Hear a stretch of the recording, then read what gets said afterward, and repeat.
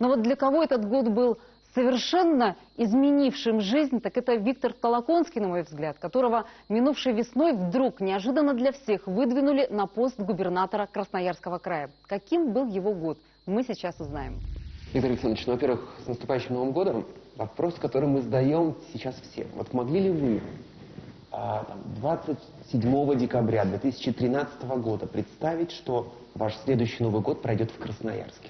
Совершенно не мог, даже не только мыслей таких не было. Если бы даже кто-то меня наводящим вопросом спросил, я бы сказал, что нет никакой вероятности, что я могу быть в Красноярске в следующий Новый год, что вообще так изменится моя жизнь, моя работа. Но вот так случилось, и если честно говорить, я этому рад, и для меня это совершенно особый год, и особые ощущения, и совершенно новые впечатления, новые люди, новые места, новые задачи, какая-то совершенно новая энергия во мне. В общем, это совершенно необычный год, наверное, из всех многих моих лет. Вот этот год самый такой насыщенный на перемены, самый, как молодежь сейчас говорит, крутой в повороте моей жизни. Конечно, если бы спросили мою супругу, моих детей, моих внуков, мою маму, моих друзей, они тоже бы, наверное, сказали, что это было настолько удивительно. Ко мне сейчас же иногда там кто-то приезжает, кто-то звонит из Новосибирска, там с кем-то встречаемся в Москве. Говорит, Новосибирск даже еще и сейчас не очень еще так вот осознает, что я уехал, и я уже в Красноярске. Пришлось там изменить многие там и свои привычки, и традиции, изменился круг общения.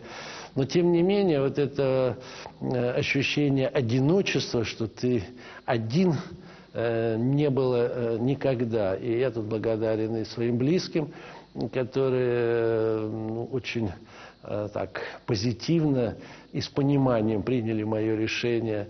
И благодарен многим красноярцам за то, что они меня приняли в свою семью, приняли в этот город, в этот край. С первого дня, когда вы приземлились в аэропорту Емельянова, многие отметили вашу уверенность. Уверенность в себе, в своих силах. Источник этой уверенности. Ну, конечно, я всегда стараюсь так себя настраивать, и это ведь очень большие внутренние переживания, ведь одно дело, как я выгляжу вот на людях, и что я переживаю, пока я летел в Красноярский аэропорт, что я переживал за те 2 там, с небольшим недели, что прошли между предложением, разговором с руководителями государства и до того момента, как я сошел с трапа самолета в Емельяново. Конечно, это были очень сложные чувства, сложные переживания. Но если я не буду нести уверенность людям, то очень сложно будет работать, очень сложно будет убеждать людей в необходимости тех или иных решений. И еще вот эта уверенность мне придает определенное чувство свободы, которым я очень дорожу. Я делаю так, как считаю нужным.